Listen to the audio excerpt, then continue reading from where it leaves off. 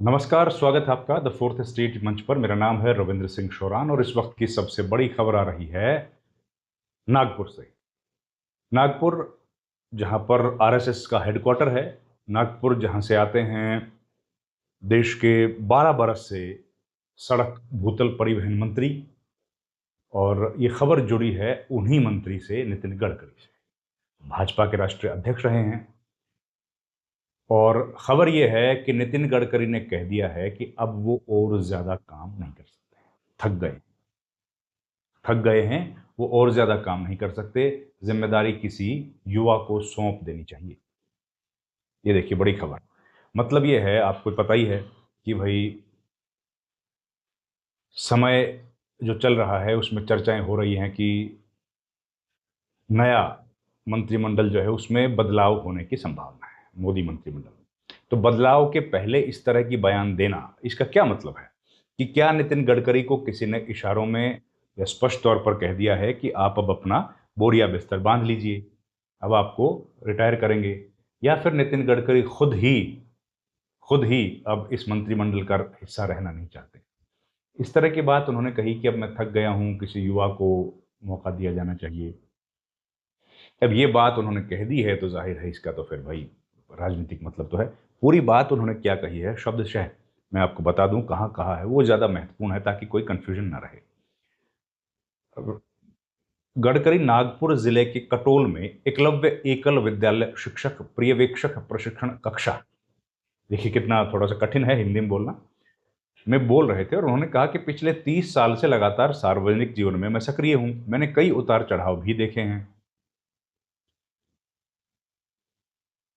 पुरस्कार प्राप्त किए। अब मैं ज्यादा काम नहीं कर सकता, नई पीढ़ी को काम करने का मौका मिलना चाहिए। नई पीढ़ी को अवसर देने वाले बयान ने उनके राजनीतिक भविष्य को लेकर कई तरह की अटकलें बढ़ा दी हैं कुछ सियासी पंडित। अब ये उनका बयान था, मैंने बताया जो आपको, कि भाई 30 साल हो गए मुझे सार्वजनिक जीवन में, अपना कई उतार चढ़ाव देखे, कई पुरस्कार मिले, अब मैं थक गया, अब मैं और ज्यादा काम नहीं कर सकता, अब किसी युवा को मौका मिलना चाहिए। तो ये बात जैसे ही नितिन गडकरी ने कही तो ये तो हड़कंप मचाने वाली बात है। राजनीति में, देश की राजनीति में जिस वक्त मंत्रिमंडल में विस्तार बदलाव की चर्चाएं चल रही हों, वैसे में अगर कोई इतना बड़ा मंत्री ये बात बोले तो उसका मतलब तो स्पष्ट है कि भाई अब या तो उनको कह दिया गया है कि आप अपनी चर्चा करें, तैयारी करें निकलने की, बोरिया बिस्तर समेट लें। और या फिर वो खुद ही नहीं चाहते हैं कि भाई, या तो उनको लग रहा होगा कि उनका सम्मान नहीं है या वो अपनी मर्जी के काम नहीं कर पा रहे। कोई ना कोई कारण तो रहा होगा जिसकी वजह से उनको ऐसा लगता होगा कि अब वो मंत्री ना रहें। जो भी रीजन है, लेकिन ये खबर ने चौंका दिया है। और चौंकाने का मतलब ये भी है कि हाल में हमने देखा कॉकरोच जनता पार्टी ने एक बड़ा आंदोलन खड़ा किया था। वो आंदोलन सीधा पहुंच गया था शिक्षा मंत्री धर्मेंद्र प्रधान के दरवाजे तक, और धर्मेंद्र प्रधान से इस्तीफे की मांग की गई। धर्मेंद्र प्रधान को इस्तीफा देना पड़ा। और उसके बाद अब ये कयास भी लगाए, उस वक्त से ही लगाए जा रहे थे कि भैया मंत्रिमंडल में कई तरह के बदलाव होंगे। लेकिन उसके बाद इथेनॉल वाला मसला भी बड़ा बन गया था। और लोग ये चर्चा करने लगे थे कि इथेनॉल की वजह से जो गाड़ियों को नुकसान हो रहा है, इथेनॉल के चलते जो नुकसान हम लोगों को सहन करना पड़ रहा है, उसके लिए गडकरी जिम्मेदार हैं। क्योंकि नितिन गडकरी पर ये लगातार आरोप लगते रहे हैं कि अपने परिवार के सदस्यों को लाभ पहुंचाने के लिए, इथेनॉल से जुड़े कंपनियां क्योंकि उनकी हैं, उनको लाभ पहुंचाने के लिए नितिन गडकरी ने इथेनॉल की पॉलिसी को अपनाया है। और इस इथेनॉल की पॉलिसी के चलते काफी नुकसान उठाना पड़ा है उनको अपने काम में। तो ये तमाम बातें सुनी हमने, ये तमाम बातें कही भी गई हैं।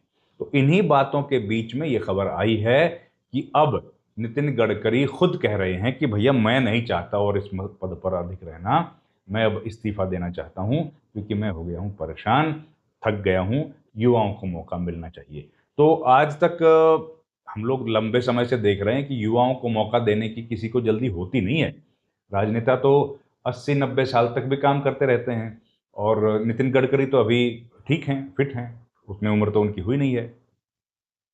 तो ये बात जब नितिन गडकरी कहते हैं तो इसके राजनीतिक मायने तो निकालने पड़ेंगे। और राजनीतिक मायने ये हैं कि जब मोदी मंत्रिमंडल में संभावित बदलाव की चर्चा है, ऐसे में नितिन गडकरी जो संघ के बहुत करीब माने जाते रहे हैं, जिनके बारे में चर्चा रही है कि वो तो प्रधानमंत्री तक बन सकते हैं, उनको भला ये कहने की क्या जरूरत पड़ गई कि वो अब और काम नहीं करना चाहते, थक गए हैं? क्या जरूरत पड़ गई? नितिन गडकरी के बारे में तो कहा जाता है कि वो तो प्रधानमंत्री मोदी के बाद दूसरे नंबर के सबसे बड़े नेता हो सकते हैं, संघ के बहुत पसंदीदा लीडर हैं, और आरएसएस जो है वो उनको चाहता है कि वो आगे बढ़ें और अगले नेता के तौर पर या पार्टी में अगर ज़रूरत पड़े तो एक कॉन्सेंसस कैंडिडेट के तौर पर नितिन गडकरी का नाम आरएसएस चाहता है आगे बढ़ाना। लेकिन क्या अब आरएसएस के चाहने में कुछ अंतर आ गया है? क्या अब आरएसएस ये नहीं चाहता है कि नितिन गडकरी आगे बढ़ें, और अब आरएसएस भी प्रधानमंत्री मोदी और अमित शाह के दबाव के तहत नितिन गडकरी को आगे बढ़ने देने में कोई मदद नहीं करना चाहता? ये तमाम इश्यूज ऐसे हैं जो इस वक्त हम लोग देख रहे हैं कि चर्चाओं का विषय बने हुए हैं।